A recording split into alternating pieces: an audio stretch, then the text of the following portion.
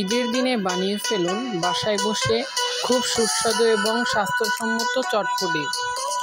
এর জন্য আমি ডাল সিদ্ধ করে এর মধ্যে টক পানি নিয়ে নিচ্ছি। এরপর আমি কাঁচা পেঁয়াজ এবং মরিচ কেটে নিয়েছি, সেটা দিয়ে দিচ্ছি। তারপরে ডিম কুচি দিয়ে দিচ্ছি।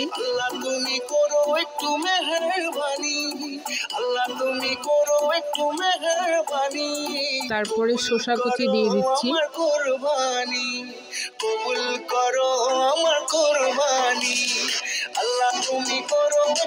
তারপরে আমি ফুচকা ভেজে নিয়েছিলাম, সেটা গুঁড়ি করে দিয়ে দিয়েছি।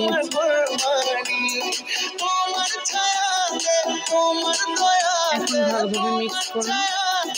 দেখবেন দোকানে কিনে খান যেটা তার চেয়ে দ্বিগুণ সুস্বাদু হবে। তো ভালো লাগলে অবশ্যই সাবস্ক্রাইব করে একটা লাইক দিয়ে দিবেন।